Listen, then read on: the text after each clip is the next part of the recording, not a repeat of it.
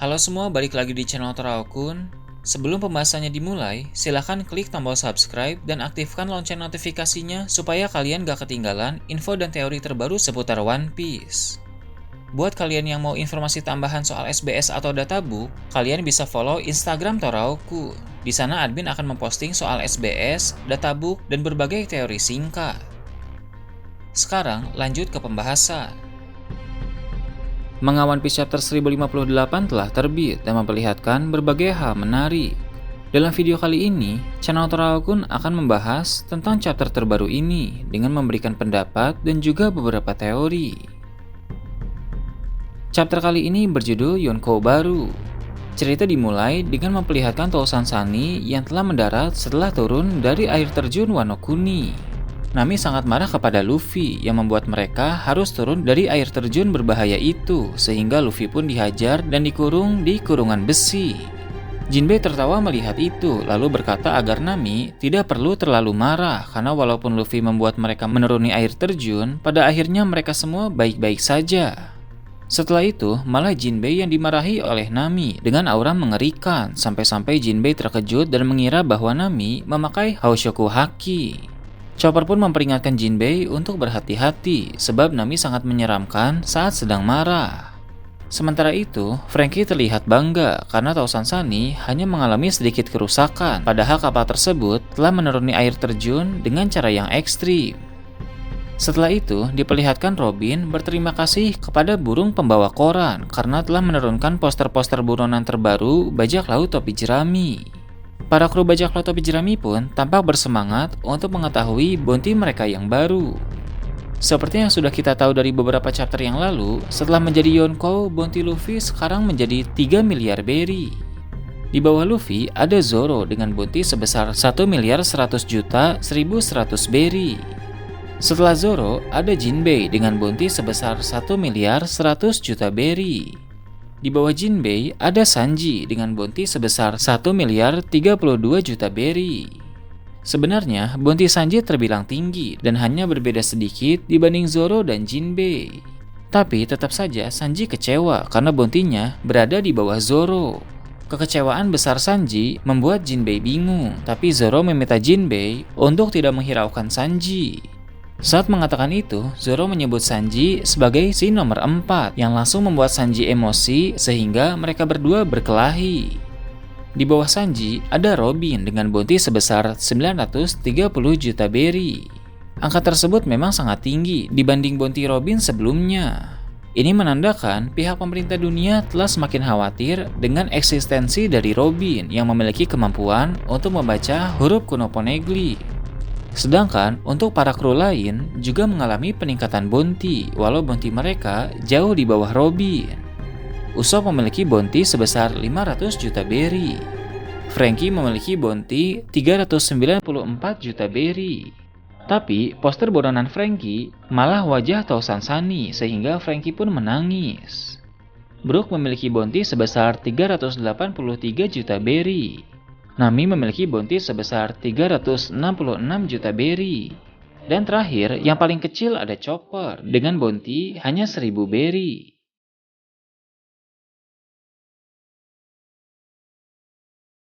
Setelah selesai memperlihatkan semua bounty dari para kru bajak laut topi jerami, fokus cerita beralih ke Pulau Karaibari, tempat yang dikuasai oleh Buggy.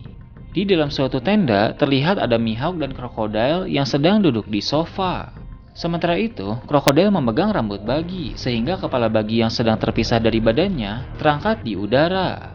Mihawk juga di situ mengancam Buggy memakai pedang Yoru miliknya.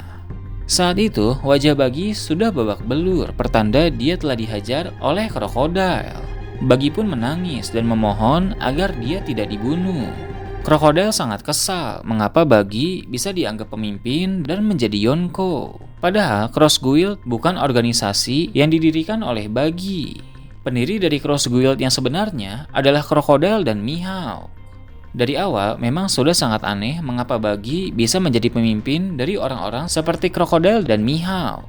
Sekarang baru terungkap fakta yang sebenarnya bahwa Buggy bukan pemimpin dan juga bukan pendiri dari Cross Guild.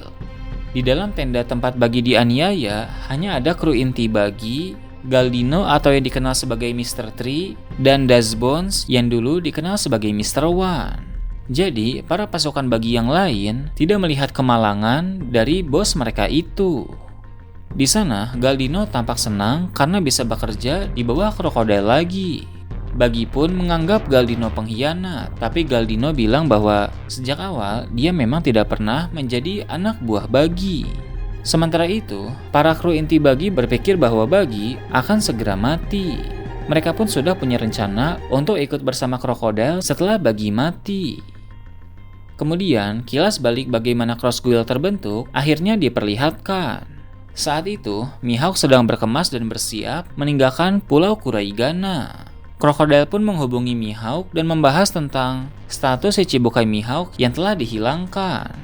Krokodil menawarkan kerjasama kepada Mihawk untuk melawan Angkatan Laut. Menurut Krokodil, tidak ada yang buruk dari rencana untuk bekerja sama, sebab mereka akan bisa membentuk organisasi yang sangat kuat. Krokodil juga menyinggung soal julukan lama Mihawk, yaitu pemburu Angkatan Laut. Rupanya, pada masa lalu Mihawk suka berburu pasukan Angkatan Laut sebelum dia menjadi seorang Shichibukai. Krokodil juga bilang bahwa dia dan Mihawk memiliki kesamaan, yaitu mereka sama-sama berhati-hati untuk percaya kepada seseorang. Setelah itu, kilas balik memperlihatkan markas Bagi yang sudah dikepung oleh Angkatan Laut.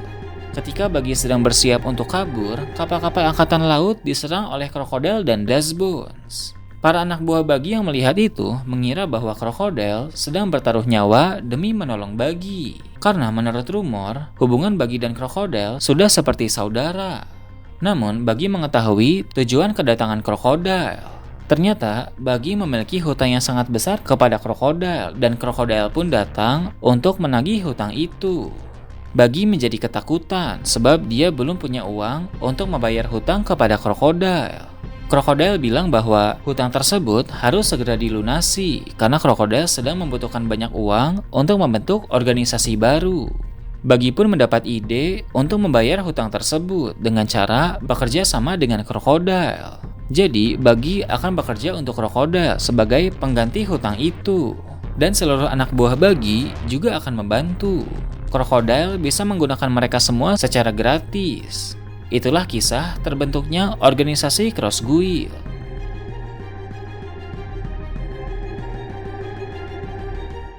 Sekarang ini, Krokodil sangat marah karena poster Krossguil yang tersebar menempatkan Bagi di bagian tengah posisi yang lebih tinggi dari Krokodil dan Mihawk. Hal itu mengakibatkan kesalahpahaman publik sehingga mereka mengira bahwa Bagi adalah pemimpin Krossguil. Tak heran Bagi menjadi Yonkou karena kesalahpahaman itu. Bagi pun menjawab bahwa dia sendiri juga sangat terkejut. Itu adalah poster buatan para anak buahnya yang terlalu memuja Bagi. Setelah itu, diperlihatkan markas besar Angkatan Laut. Dalam suatu ruangan, sedang ada rapat. Brand New dan beberapa personil Angkatan Laut sedang membahas tentang Krossguil. Dari rapat itu juga kita bisa melihat bounty dari Mihawk, Krokodil, dan Bagi. Bounty Mihawk sebesar 3 miliar 590 juta berry. Krokodil sebesar 1 miliar 965 juta berry.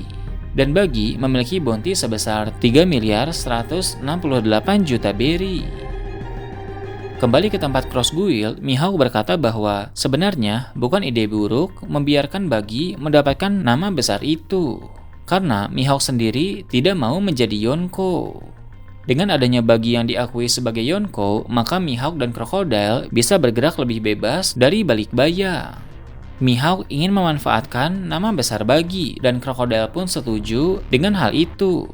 Ini pun membuat Bagi tidak jadi dibunuh oleh mereka berdua.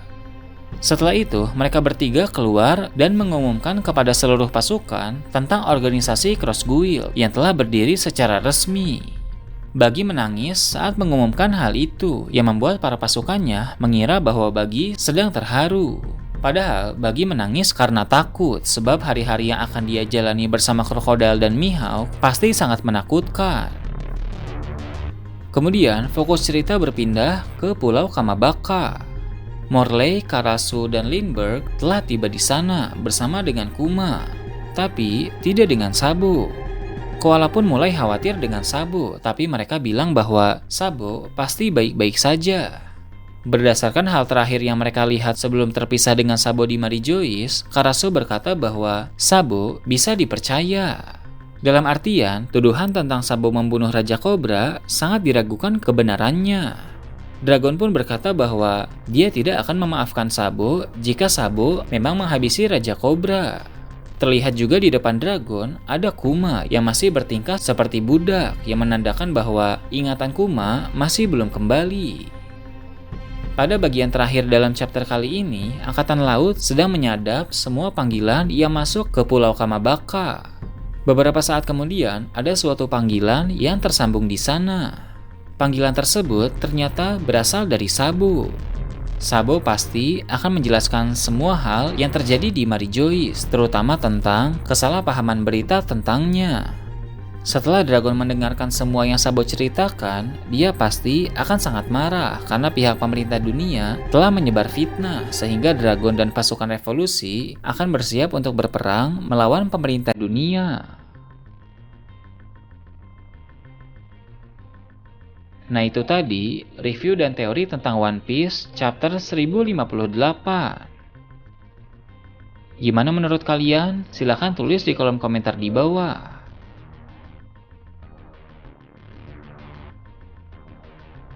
Oke, segitu aja untuk pembahasan kali ini. Jangan lupa like, share, dan subscribe untuk video menarik selanjutnya. Gue Toraukun, Shambles.